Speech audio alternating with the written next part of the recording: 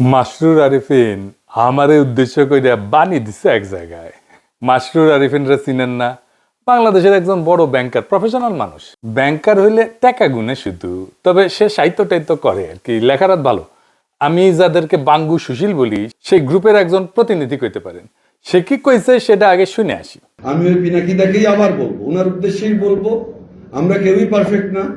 We are very much একই মানুষ, ন্যায় বিচারের পক্ষে আজকে দাঁড়াই, একই মানুষ আর এক সিজনে চুপ থাকি, একই মানুষ সকালে ভালো, একই মানুষ বিকালে খারাপ। আমরা কেউই পারফেক্ট না। কোনো প্রথম আলো, কোনো মাসরুর আরিফিন, কোনো ডেইলি স্টার কেউই পারফেক্ট না। বাট তার জবাব এইটা হতে পারে না, আমাদের কোনো ইমপারফেকশন থাকলেও সেটা ডিরেক্টলি আলোচনার মাধ্যমে মোকাবিলা করা উচিত। এটা কোন ধরনের দেশ যে এখানে জ্বালিয়ে পুড়িয়ে দিয়ে তার মোকাবিলা হবে? আমার ওইটাই একটা কথা যে যে আমরা উচিত একটা টলারেন্ট সোসাইটি তৈরি করা, যে সোসাইটিতে ইউ আর স্টিল রেসপেক্টেড। আমি উনাকে বলছি, উনি দাবি করেছেন, উনি করেননি, বাট আমি উনাকেই বলছি, we want a tolerant society যেখানে we are all respected and we are tolerated even when I strongly disagree with you and even when I actually don't like you. শুনেছেন তো? আচ্ছা মাসরুর, আপনি তো লেখাপড়া জানা মানুষ, সাকসেসফুল বিজনেস লিডার, সংবেদনশীল, তাছাড়া তো আর লেখালেখির ভূত থাকতো না। তো আপনি তো ভাই রাষ্ট্র সমাজের সংকটটাই বুঝেন না। কেমনে একটা পলিটিক্যাল সিচুয়েশনকে বুঝতে হয়, নেভিগেট করতে হয়, সেটা তো ভাই আপনার জানা নাই। আপনার কথা শুনে মনে হইতেছে পিনাকি ভট্টাচার্য মরে গেলে দেশ সুস্থির হইতো। কিছু বেকুব মনে করতো যে হাসিনা মরলে ফ্যাসিবাদের পতন হবে, ওই রকম আর কি। আপনি তো রুট কজ অ্যানালাইসিস বুঝেন, কেমনে করতে হয় জানেন। প্রথম আলো ডেইলি স্টার কেন হামলার শিকার হইলো বলেন তো? আপনি করতে পারেন কিনা বলতে পারবেন? ওইটা আপনি করলে আপনি এই বক্তৃতা দিতেন না, বা জানেন কিন্তু বলবেন না, অন্য কথা বলবেন।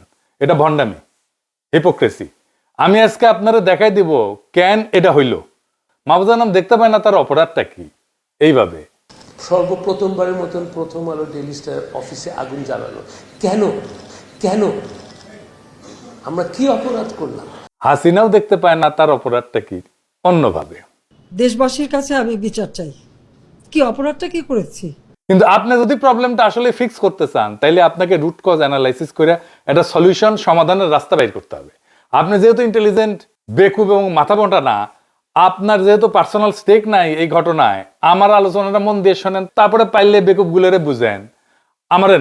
আমারে বুঝানোর দরকার নেই আপনার। আমি রাষ্ট্রটারে ঠিক করতে চাই এবং আমি জানি কেমনে ঠিক করা যায়। আমি রাষ্ট্রটা ভাঙতে চাই না, শক্তিশালী করতে চাই, দুর্বল করতে চাই না। যারা মানব বন্ধন করতেছেন, প্রতিবাদ করতেছেন, রাষ্ট্রটা আপনাদের হাতেই ছিল, এখন আপনাদের হাতেই আছে। তা আপনারা তো এই রাষ্ট্র বানাইছেন, না বুঝেছেন রাষ্ট্র, না বুঝেছেন জনমানুষ সার্বভৌম ইচ্ছা, না বুঝেছেন রাষ্ট্রের মধ্যে থাকা কন্ট্রাডিকশন গুলা। আপনারা তো সত্যিকার অর্থে রাষ্ট্র বানানোর চেষ্টায় নাই, কারণ আপনারা কেউ, আমি দায়িত্ব নিয়ে বলতেছি, কেউ না, যারা এলিট আছেন রাষ্ট্রটা বুঝেন না। কিছু মনে করেন না, এটাই সত্য। আসেন আজকে একটা একটা করে বুঝাই দিই, এই বিষয়ে কিছু জিনিস বুঝাই দিই। আমি আশা করি ছাত্রদের, তরুণদের, রাজনৈতিক দলের নেতারাও শুনবে আর বুঝার চেষ্টা করবে, আর আমার দর্শকেরা তো বুঝবেনি। আসেন আল্লাহর নামে শুরু করি। প্রথম আলো ডেইলি স্টারের অপরাধটা কি সেটা আমরা শহীদ হাদির বক্তব্য শুই না, তারপরে আলাপে ঢুকবো। আগে শোনেন হাদির বক্তব্য। প্রথম আলো কথাটা বলা খুব ক্রাইসিস আমাদের জন্য। এরপর এটুকুন বলি, দেখেন, আমরা অনেকে প্রথম আলোকে শুধু একটা পত্রিকা মনে করি, এইটা আমাদের দেখবার ভুল। প্রথম আলো হলো বাংলাদেশে এমন একটি প্রতিষ্ঠান, এমন একটি এজেন্সি, যে একটা প্যারালাল রাষ্ট্র। আবার বলছি, প্রথম আলো একটা প্যারালাল রাষ্ট্র। এই কারণে একটা রাষ্ট্রের যেরকম অনেকগুলো উইং থাকে, যে উইং গুলো তাকে ফাংশন করে, প্রথম আলোর এমন কোনো উইং নাই যে উইং সে মেনটেন করে না। পত্রিকা এটা তার একটা ভার্সন, কিন্তু আপনি দেখেন না, এই পুরো গত 15-17 বছরে ফ্যাসিবাদের বয়ান নির্মাণে সব থেকে যে ন্যারেটিভ নির্মাণে যে সাহায্য করেছে এলিট ওয়েতে, সেটা প্রথম আলো। 101টা প্রমাণ দিতে পারবো সামনে বসে, এখন আমাকে সময় দিলে একদম তার কোটা আমার ফোনে আছে, আমার ফোনে সব, যে সে কি রিপোর্ট করেছে সবগুলো আছে। কিন্তু আপনি ভাবেন, হওয়ার কথা ছিল কি, এখন তো সে ভয়ে থাকার কথা, অ্যাটলিস্ট সে তার এই যে ফ্যাসিবাদের সে আপনি ভাবেন, তারা খালেদা জিয়াকে নিয়ে নিউজ করেছে। এই আজকেও দেখলাম যে বসুন্ধরার কাছে খালেদা জিয়ার কনসেন্ট নিয়ে 100 কোটি টাকা চেয়েছে তারেক রহমান, হেডলাইন। এখন এই যে বিএনপিকে ভিলেনাইজ করে তোলা, এইটা কি আসলে বিএনপি করেছে, অথবা বিএনপি এটার বিরুদ্ধে মামলা করেছে? মামলা কিন্তু করে নাই। এখন এরকম একটা তো কথা আমি আপনাকে শুধু কেন বললাম, আপনি প্রথম আলোকে বুঝতে হলে, আমি অনেক আগে একটা টকশোতে একটা শব্দ ব্যবহার করেছিলাম, আজকে আবার বলি, এটা হলো প্রথম আলো সিনড্রোম। প্রথম আলো সিনড্রোম হলো, আপনি ভাবেন, সে সরকার পড়ে যাবার পরে গত 2 বছর আগে সম্ভবত, আর 21-এ বা 22-এ, প্রথম আলো তার প্রথম পেজে শেখ হাসিনার জন্মদিন উপলক্ষে, যদিও ওটা স্পন্সার ছিল, সম্ভবত বিজ্ঞাপন ছিল, তার জন্মদিনের শুভেচ্ছা চেপেছে 1 পৃষ্ঠা জুড়ে। এইটা কি কোনোদিন আপনি বুঝাতে পারবেন? এটা যদি খালেদা জিয়ার হইতো, তো এটা সে ছাপতো। এটা তার একটা ব্যাখ্যা দাঁড় করায়, এটা নিয়ে আমরা কথা বলবো না। দেখেন, সে কি ছাপবে কি ছাপবে না, সে কাকে ভালো বলবে কাকে ভালো বলবে বলবে না, এইটা নিয়ে আমাদের কোনো কথা থাকতে পারে না, কারণ প্রত্যেকটা মিডিয়া এজেন্সি নিজস্ব ন্যারেটিভ থাকে এবং তার স্বাধীনতা আছে। কি বল, কিন্তু তার যেটা স্বাধীনতা নাই, একজন নিরপরাধী মানুষকে জঙ্গি বলে তার জীবনকে শেষ করে দেয়ার। তার স্বাধীনতা নাই যে যে অপরাধ করে নাই, সেই অপরাধ হিসেবে তাকে ন্যারেটিভ নির্মাণ করে তাকে অপরাধী হিসেবে জীবন ধ্বংস করে দেয়ার। প্রথম আলো কোন নিউজ কাভার করবে, কোন নিউজ কাভার করবে না, এটা নিয়ে আমার কোনো কথা বলার থাকতে পারে না, কারণ এটা তার প্রাইভেট পলিসি, যে তার পলিসি নিজের মতো নির্মাণ করবে। কিন্তু আমার কথা হলো, যে জঙ্গিবাদে সংশ্লিষ্ট ছিল না, আপনি তাকে জঙ্গি বলে বলে বলে বলে বলে বলে, একটা ঘটনা আজকে বলি, এখানে আমি শেষ করি শুধু একটা। আমাকে গতকালকে শাপলা চত্বরে শহীদ হয়েছেন বুয়েটের শিক্ষার্থী রিহান, তাকে নিয়ে পরশু বুয়েটের সিএসসি ডিপার্টমেন্টে শোক সভা এবং দোয়া মাহফিল হয়েছে, সেখানে আমি ছিলাম। তার বোন এখন নর্থ সাউথের টিচার। আমাকে তার বোন গতকাল রাতে 2টো লিঙ্ক পাঠিয়েছেন প্রথম আলো। সেটা হলো 2013-তে শাপলা চত্বরে যে শহীদ রেহান মারা গেলেন, মানে শহীদ হলেন, তাকে হত্যা করা হলো, সেই সময় প্রথম আলো কি নিউজ করেছে সেই লিঙ্কটা। আর গতকালকে তার মা এবং তার বোন ইন্টারন্যাশনাল যে নতুন ট্রাইব্যুনাল গঠিত হয়েছে এই করার জন্য, সেখানে তারা নালিশ নিয়ে গেছে এইটার বিচারের জন্য, সেইটাও তারা নিউজ করেছে। দেখেন, রেহানের মা বলছে বক্তব্যে, যেটা সকল টিভিতে এসেছে, আমাদের কাছেও আছে, রেহানের মা বলছে, আমার ছেলে 5 তারিখের আগে যে আন্দোলন হয়েছে হেফাজতের, সেইটার প্রতি সংহতি জানাতে গিয়ে সে আগেও গিয়েছে, তাকে রামদা দিয়ে কোপ দেওয়া হয়েছে, সেই জখম হাত নিয়ে সে বুয়েটে এসেছে, তার বন্ধুরা বলেছে। 5 তারিখ এই জনতার আন্দোলনে অংশগ্রহণ করতে গিয়ে তারপরে সে আবার হত্যাকাণ্ডের শিকার হয়েছে। একবারও সে বলে নাই যে আমার ছেলে এই আন্দোলন দেখতে গিয়েছিল, সে অ্যাডভেঞ্চারাস ছিল, সে মারামারি দেখতে গিয়েছিল, তারপরে মারা গিয়েছিল। সে বলেছে আমার ছেলে এই আন্দোলনের প্রথম থেকে ছিল, তারপরে সে আবার আন্দোলনে গেছে এবং সে শহীদ হয়েছে। 2013 তারিখের 6 মে প্রথম আলো নিউজ করেছে, যেহেতু এটা বুয়েটের ব্যাপার, এটা যদি লেখে বুয়েটের কেউ আন্দোলনে শরিক হয়, তাহলে খুবই এলিটপনা নষ্ট হয়ে যায়, সুশীলপনা শাহবাগীপনা। প্রথম আলো নিউজ করেছে, তার মা নাকি বলেছে যে আমার ছেলে খুবই অ্যাডভেঞ্চার প্রিয়, তাই সে সেখানে দেখতে গেছে যে ওখানে মারামারিটা কি হচ্ছে, এরপরে সে গুলি লেগে নিহত হয়েছে। অথচ রেহানের মা সেদিনও বলেছে আমার ছেলে অ্যাডভেঞ্চার প্রিয়, কিন্তু আমার ছেলে সেটা দেখতে চায় না, আমার ছেলে সে আন্দোলনে গেছে এবং সে শহীদ হয়েছে। আপনি ভাবেন, তাহলে সেই নেগেটিভ তার মায়ের বক্তব্য যে সে মিথ্যা প্রোট করেছে, সে কি সরি বলেছে, সে কি ক্ষমা চেয়েছে? শুনলেন তো, এই কম বয়সী ছেলেটা কি ক্ল্যারিটি নিয়ে, কি পরিচ্ছন্নতা নিয়ে, কি স্বচ্ছতা নিয়ে কথাগুলো বলতেছিল। আমি জানি বক্তব্যের পরেও আপনারা সুশীলেরা আপনারা এটা বুঝবেন না যে প্রথম আলোর অপরাধটা কি। আরো খুলে বলি, ভালোই হয়েছে, সবাই আমার পাঠক দর্শকেরা ছাত্ররা এইটা খুঁটিনাটি বুঝতে পারবে, তাতে এই এলিটদের ভণ্ডামিটাও পাশাপাশি বুঝে যাবে। একটা কার্যকর রাষ্ট্র, একটা সমাজ গড়তে প্রথমে কোন জিনিসটা লাগবে বলেন তো? একটা জিনিস লাগবেই, ওইটা ছাড়া আপনি সমাজ বা রাষ্ট্র গড়তে পারবেন না, গড়লেও টিকাইতে পারবেন না, পারবেনই না। আপনি যত মানব বন্ধন করেন, যত দমন পীড়ন করেন, যত সুশীল কথা বলেন, যত দার্শনিক কথা বলেন, যত লেখাপড়া করেন, যত সমৃদ্ধি আনেন, আপনি রাষ্ট্র করতে পারবেন না। সেটা কি কি না থাকলে রাষ্ট্র করা যাবে না? সেটা হইতেছে ইনসাফ। ইনসাফ, ন্যায়ের ধারণা। সমাজ বা রাষ্ট্র যদি ইনসাফ কায়েম করতে না পারে, সে সমাজ টিকে না, সে রাষ্ট্র টিকে না। তাহলে ইনসাফ কায়েম হয় কিভাবে সমাজে বা রাষ্ট্রে? প্রথমত হইতেছে যে সমস্ত ইনস্টিটিউশন আছে, যেমন আদালত, আইন, রাষ্ট্র, সংসদ। এখন বলেন আপনি এই আদালতে, বাংলাদেশের আদালতে আপনি জাস্টিস পান, ন্যায় বিচার পান? পাইলে তো খালেদা জিয়াকে জেলে যেতে হয় না, তাই না? এই আদালত, আইন, রাষ্ট্রের ইনস্টিটিউট পৃথিবীর কোন দেশেই ইনসাফ কায়েম করতে পারে না। কেন পারে না জানেন? অনেকগুলো কারণ আছে, তার মধ্যে একটা বড় কারণ হইতেছে মানুষের সেন্স অফ জাস্টিস বা মানুষের ন্যায়ের ধারণা, ইনসাফের ধারণা, এইটা বলে একটা জিনিস থাকে। এই যে পিপলের জাজমেন্ট আর লিগাল জাজমেন্ট, এই সিস্টেম, এই দুইটা অনেক সময় দুই প্রান্তে থাকে। আমি একটা উদাহরণ দিয়ে বুঝাই। আমাদের যৌবনকালে একটা বিটিভিতে খুব জনপ্রিয় সিরিয়াল ছিল, কোথাও কেউ নেই। হুমায়ুন আহমেদের লেখা, আসাদুজ্জামান নূর আর সুবর্ণা মোস্তফা অভিনয় করেছিল। আসাদুজ্জামান নূর একজন মাস্তান, পাড়ার মাস্তান, সংবেদনশীল মাস্তান, 70 দশকে যেমন থাকতো আর কি। তারে একটা মিথ্যা খুনের মামলায় ফাঁসিয়ে দেওয়া হয়। একটা অংশ দেখেন। যদিও দুই অভিনেতা অভিনেত্রী আওয়ামী ফ্যাসিবাদের পান্ডা, কালচারাল ফ্যাসিস্ট, তাও দেখেন। এসব ছেড়ে দিতে পারেন না? অনেক তো করলেন।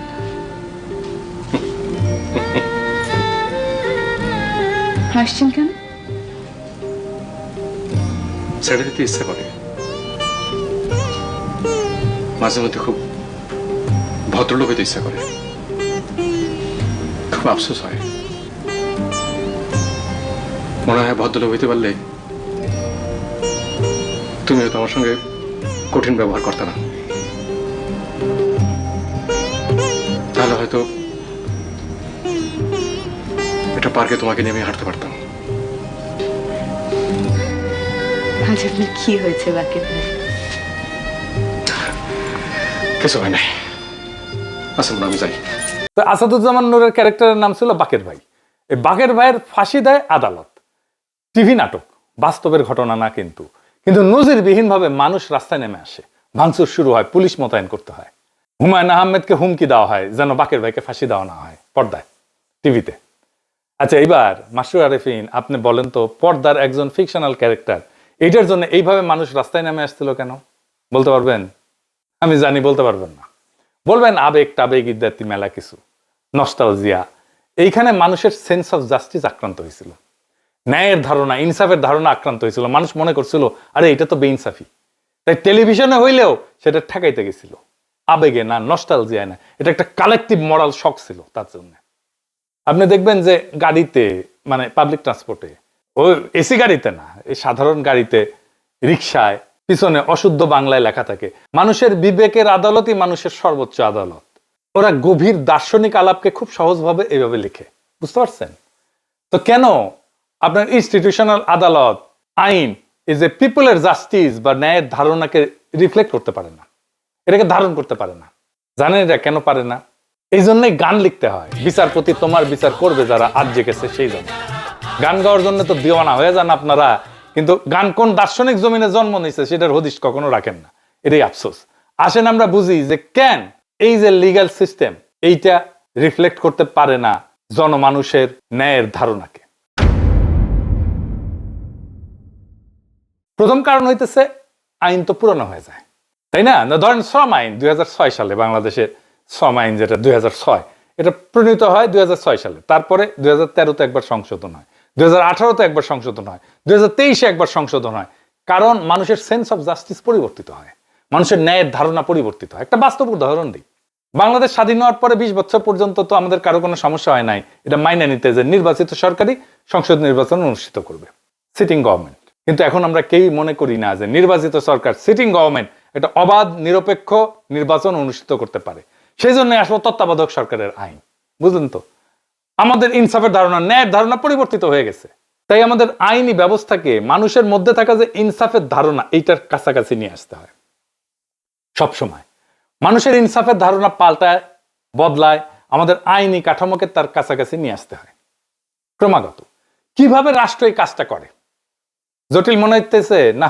জটিল মনে হবে না, সব চালায় বুঝে যাবেন। সব রাষ্ট্র না, কিছু রাষ্ট্র এই কাজটা করে, আইনি কাঠামোকে মানুষের ন্যায়ের ধারণার কাছাকাছি নিয়ে আসে। কিভাবে? 3 ভাবে করে। প্রথম ভাবে হচ্ছে সংসদে আইন বানায়। সংসদের একমাত্র কাজ হচ্ছে আইন বানানো, যেন মানুষের মধ্যে থাকা ইনসাফের ধারণা এই নতুন আইনের মধ্যে থাকে। আইন বানানো ছাড়া সংসদের আর কোনো কাজ নাই। এই জন্যেই আমরা ভোটে নির্বাচিত সংসদ সদস্যকে দিয়ে আইন বানাই, আইনের পিএইচডিকে দিয়ে আইন বানাই না। বোঝা গেল? মানে সংসদ এটা খুবই গুরুত্বপূর্ণ প্রতিষ্ঠান সমাজে ইনসাফ কায়েম রাখার জন্য। কিন্তু এই নির্বাচনে দেখেন কি বলতেছে সবাই। বিএনপি বলতেছে এই দেবো, ওই দেবো, সেই দেবো, ফ্যামিলি কার্ড দেবো, রাস্তা বানাই দেবো, কালভার্ট বানাবো, চাকরি দেবো। কিন্তু মূল যে কাজ, সমাজে ইনসাফ কায়েম করবো, এটা ধারে কাজ দেওয়া যায় না কেউ। এই যে আমরা ভোট দিতে পারি নাই হাসিনার আমলে, সেই জন্য আমাদের সমাজের ভেতরে যে ইনসাফের ধারণা, সেইটার কোনো ইনস্টিটিউটের ভেতরে আর হাজির নাই। সেই জন্য ভোটে দিতে কারচুপি বন্ধ করা, এটা শুধু অবাধ নির্বাচনের জন্য দরকার না, সমাজে ইনসাফের ধারণা যেন কলুষিত না হয়, সেজন্যও দরকারি কারচুপি যেন বন্ধ হয় নির্বাচনে, ফেয়ার যেন হয় ইলেকশনটা। এখন ধরেন আইন বানাইতে তো টাইম লাগে, তো এই টাইমের মধ্যে আমি কিভাবে চেষ্টা করব যে সমাজের ইনসাফের ধারণাকে আইন এবং বিচারের মধ্যে প্রতিফলিত করতে?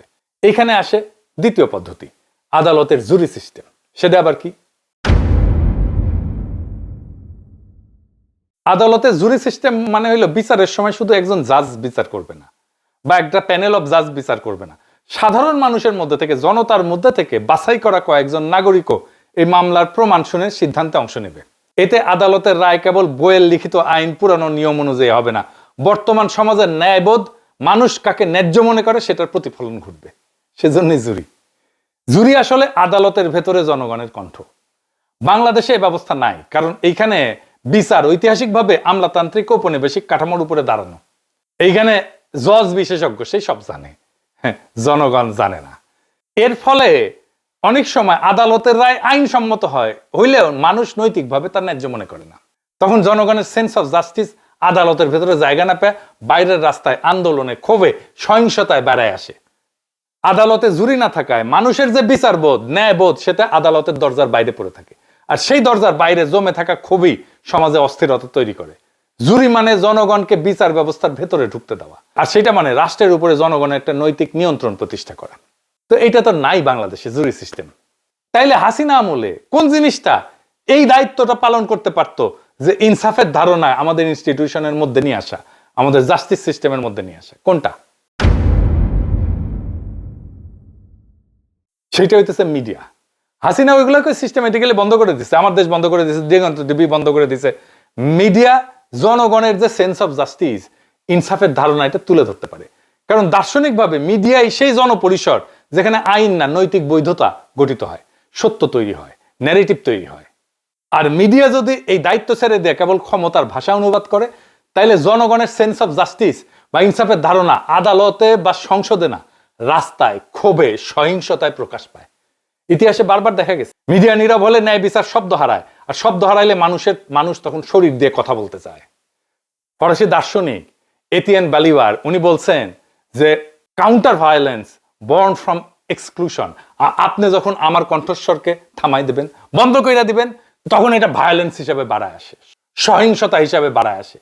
ওই যে হাদি বলছে না শহীদের মায়ের কথা, এটা শুধু চাপাই দেয় নাই প্রথম আলো, সে তার বক্তব্যকে বিকৃত করছে। আবার দেখেন ওই অংশটা, রিতা সাহেব। আমাকে গতকালকে শাপলা চত্বরে শহীদ হয়েছেন বুয়েটের শিক্ষার্থী রিহান, তাকে নিয়ে পরশু বুয়েটের সিএসসি ডিপার্টমেন্টে শোক সভা এবং দোয়া মাহফিল হয়েছে, সেখানে আমি ছিলাম। তার বোন এখন নর্থ সাউথের টিচার। আমাকে তার বোন গতকাল রাতে দুটো লিঙ্ক পাঠিয়েছেন প্রথম আলো। সেটা হলো 2013-তে শাপলা চত্বরে যে শহীদ রেহান মারা গেলেন, মানে শহীদ হলেন, তাকে হত্যা করা হলো, সেই সময় প্রথম আলো কি নিউজ করেছে সেই লিঙ্কটা। আর গতকালকে তার মা এবং তার বোন ইন্টারন্যাশনাল যে নতুন ট্রাইব্যুনাল গঠিত হয়েছে এই করার জন্য, সেখানে তারা নালিশ নিয়ে গেছে এইটার বিচারের জন্য, সেইটাও তারা নিউজ করেছে। দেখেন রেহানের মা বলছে বক্তব্যে, যেটা সকল টিভিতে এসেছে, আমাদের কাছেও আছে, রেহানের মা বলছে আমার ছেলে 5 তারিখের আগে যে আন্দোলন হয়েছে হেফাজতের, সেইটার প্রতি সংহতি জানাতে গিয়ে সে আগেও গিয়েছে, তাকে রামদা দিয়ে কোপ দেওয়া হয়েছে, সেই জখম হাত নিয়ে সে বুয়েটে এসেছে, তার বন্ধুরা বলেছে। 5 তারিখ এই জনতার আন্দোলনে অংশগ্রহণ করতে গিয়ে তারপরে সে আবার হত্যাকাণ্ডের শিকার হয়েছে। একবারও সে বলে নাই যে আমার ছেলে এই আন্দোলন দেখতে গিয়েছিল, সে অ্যাডভেঞ্চারাস ছিল, সে মারামারি দেখতে গিয়েছিল, তারপরে মারা গিয়েছিল। সে বলেছে আমার ছেলে এই আন্দোলনের প্রথম থেকে ছিল, তারপরে সে আবার আন্দোলনে গেছে এবং সে শহীদ হয়েছে। 2013 তারিখের 6 মে প্রথম আলো নিউজ করেছে, যেহেতু এটা বুয়েটের ব্যাপার, এটা যদি লেখে বুয়েটের কেউ আন্দোলনে শরিক হয় তাহলে খুবই এলিটপনা নষ্ট হয়ে যায়, সুশীলপনা, শাহবাগীপনা। প্রথম আলো নিউজ করেছে তার মা নাকি বলেছে যে আমার ছেলে খুবই অ্যাডভেঞ্চার প্রিয়, তাই সে সেখানে দেখতে গেছে যে ওখানে মারামারিটা কি হচ্ছে, এরপরে সে গুলি লেগে নিহত হয়েছে। অথচ রেহানের মা সেদিনও বলেছে আমার ছেলে অ্যাডভেঞ্চার প্রিয়, কিন্তু আমার ছেলে সেটা দেখতে চায় না, আমার ছেলে সে আন্দোলনে গেছে এবং সে শহীদ হয়েছে। আপনি ভাবেন তাহলে সেই নেগেটিভ তার মায়ের বক্তব্য যে সে মিথ্যা করেছে, সে কি সরি বলেছে, সে কি ক্ষমা চেয়েছে? শুধু কি তাই, আমরা হাদির কাছ থেকে শুনি যারা হাসিনার ফ্যাসিবাদের বৈধতা তৈরি করছিল তাদের প্রথম আলো কিভাবে রক্ষা করতে আসছিল। দেখেন, ইসলামী ব্যাংক দখলের ন্যারেটিভ কে নির্মাণ করেছে জঙ্গি ব্যাংকিং বলে, যে জঙ্গি অর্থায়ন হয় ইসলামী ব্যাংক থেকে, তা আওয়ামী লীগ তো তারপর গত আরো 10 বছর ক্ষমতায় ছিল, তারপরও তো এর মধ্যে ইসলামী ব্যাংক কয় জায়গায় জঙ্গি অর্থায়ন করছে তার তো প্রমাণ নিশ্চয়ই তার কাছে থাকার কথা। যেহেতু নাই, তাইলে আপনি আবুল বারাকাতের কোনো বিচার করছেন যে সে এই যে যুগলবন্দি কলাম লেখা লেখা ইসলামী ব্যাংকে ধ্বংস করতে দিল? কই, বরং কি হইল, আবুল বারাকাতের আমলে কি সুশীল, অথচ তার সময়ে কত টাকা জনতা ব্যাংক থেকে বেহাত হয়েছে আওয়ামী লীগের কাছে। আপনি যখন ঘৃণা ভরে তার বিরুদ্ধে মামলা করবেন কেন? যদি হাসিনা প্রধানমন্ত্রী থাকার কারণে হাসিনার র্যাবের প্রধান গুলি করে মানুষ মারলে তার যদি দায়ভার হাসিনার উপর যায়, তাহলে জনতা ব্যাংকের চেয়ারম্যান থাকার পর জনতা ব্যাংক থেকে যে হাজার হাজার কোটি টাকা পাচার হয়েছে তার দায় আবুল বারাকাতের উপরে যাবে না? না, সেটা আবার যাবে না। এই হলো বঙ্গবুদ্ধিজীবিতা। বরং তারে যখন সেইটার জন্য অ্যারেস্ট করা হবে তখন প্রথম আলোতে যুগলবন্দি কলম আসবে, আমরা একজন শিক্ষকের এইরকম অবমাননা দেখতে চাই না। অথচ এই শিক্ষক অর্থ পাচারকারী শুধু না, ব্যাংক লুটেরাদের ন্যারেটিভ নির্মাণ করছে। এরকম তো 50 জনের নাম বলতে পারবো, তাদের ব্যাপারে আমাদের ডকুমেন্টেশন কই? তো বাংলাদেশের জনগণের ভোটের অধিকার নাই, কথা বলার অধিকার নাই, জুরি সিস্টেম নাই, কিন্তু মিডিয়া সেই ফাংশনটা নিতে পারতো, নেয় নাই। শুধু যে নেয় নাই তাই না, তারা ফ্যাসিবাদের পক্ষে দাঁড়াইছে। হাসিনার বিরোধী মত দমনের অন্যতম হাতিয়ার জঙ্গি ন্যারেটিভ, এটা কারা বানাইছে? প্রথম আলো বানাইছে। কত নিরীহ মানুষকে ক্রস ফায়ারে দিছে, আয়না ঘরে নিছে, বাড়ির মধ্যে ঢুকাই বাইরে থেকে সিটকানি লাগাই দিয়ে উড়াই দিছে বাড়ি বোমা দিয়ে। কোনো হিসাব আছে? কত মানুষ এমন আর্টিকেল ছাপাইছে যে একজন রিলিজিয়াস মুসলিম যে প্র্যাকটিসের মধ্যে দিয়ে, জীবন চর্চার মধ্যে দিয়ে যায়, সেটারে জঙ্গি বলে তকমা দিছে। আপনার সন্তান জঙ্গি হচ্ছে না তো? পরে দেখেন, আপনি দেখবেন একজন রিলিজিয়াস মুসলিম যা যা প্র্যাকটিস করে সেটাকে জঙ্গি হিসেবে ট্যাগ দিছে এখানে। সাহেব দেখেন, জঙ্গি হিসেবে তাদের কত কত কতগুলো লেখা লিখছে, কত দেখেন, একটার পর একটা দেখান। দেখাইতে গেলে আজকের এপিসোড আর শেষ হবে না। তাই জাস্টিস সিস্টেম বা আইন আদালত আর জনগণের সেন্স অফ জাস্টিস, এই দুইটার মধ্যে দেয়া নেয়া বা সার্কুলেশন বন্ধ হইলে জনরোষ জন্মায়। এই জনরোষ সিস্টেম ফেলিওরের বাই প্রোডাক্ট। জনগণ বিশৃঙ্খলা করতে চায় না, জনগণের এজেন্ডা না এটা, সে শান্তি চায়। বিশৃঙ্খলা আসে যখন তার এজেন্ডায়, তার কথায় কেউ কর্ণপাত করে না। বিপ্লবের পরে প্রথম আলোতে গিয়া ছাত্র উপদেষ্টারা বই প্রকাশ করলো, প্রোগ্রাম করলো। জনগণ বিস্ময়ের সাথে লক্ষ্য করলো, যাদের এই ফ্যাসিবাদ কায়েমের জন্য জেলে নেওয়া দরকার ছিল, জবাবদিহিতার মধ্যে আনার দরকার ছিল, তারাই ম্যানেজ করে ফেললো বিপ্লবের মধ্যে থেকে তৈরি হওয়া ক্ষমতাকে। কি তামাশা! 1971-এর ক্ষত যেমন মেরামত করতে হবে, ঠিক একইভাবে হাসিনার দীর্ঘ শাসন আর 24-এর ক্ষত নিরাময় করতে হবে। এইটা যে ক্ষত, সেটাই তো স্বীকার করে না। প্রথম আলো ডেইলি স্টার জিন্দেগিতে ক্ষমা চাইছে যে আমরা 111 করছি, বিদেশি 2 রাষ্ট্রের সাথে ঘুটু কইরা। এটা তো রাষ্ট্রদ্রোহ। রাষ্ট্রদ্রোহ ইন্ডিয়া আর আমেরিকার সাথে ঘুটু কইরা 111 করছে, তার সাথে আর্মি। প্রথম আলো ডেইলি স্টার করছে, কোনোদিন মাপ চাইছে? মাপ চাই নাই। কোনোদিন বলছে যে আমরা হাসিনা শাসনের বৈধতা উৎপাদন করছি? প্রফেসর ইউনূস মিডিয়া সংস্কারের কমিশনের প্রধান যারা বানাইলেন, সেই প্রথম আলোর সাথে সংশ্লিষ্ট।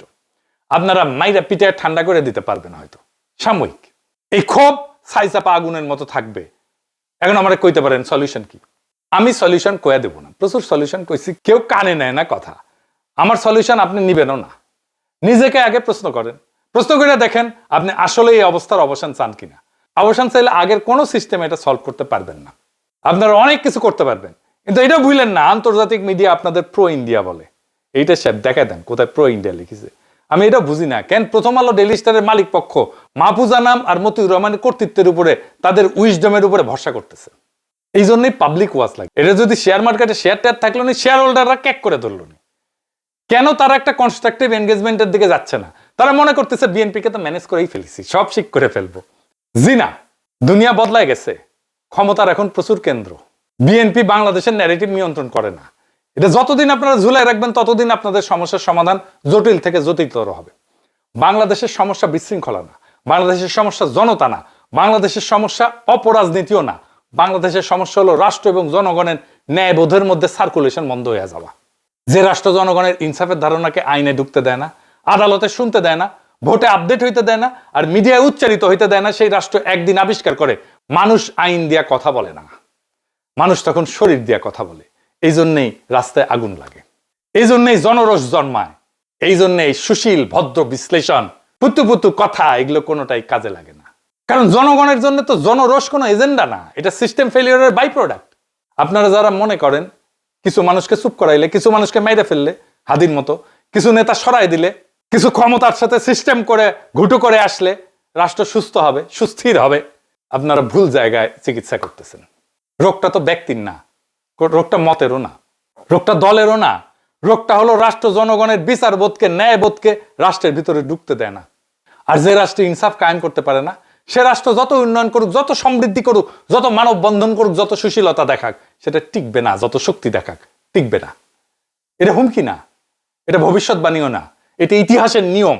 এখন প্রশ্ন একটাই, আপনারা কি সত্যি এই অবস্থার অবসান চান, নাকি শুধু আগুন নিবায় দমন পীড়ন কইরা, কিছু গ্রেপ্তার টেপ্তার কইরা, ভয় টয় দেখায়া আগুনের আসল কারণটা আগলায় রাখতে চান? যদি মনে করেন যে এটার চূড়ান্ত ফয়সালা করতে হবে, তাহলে ইনসাফকে প্রতিষ্ঠা করতে হবে, সবকিছু ঠিক হয়ে যাবে। লিখে রাখতে পারেন, সেই ইনসাফ প্রতিষ্ঠার লড়াইয়ে বাংলাদেশ আছে, সেইটার সাথে সামিল হন, সব ঠিক হয়ে যাবে ইনশাল্লাহ। ইনকিলাব জিন্দাবাদ।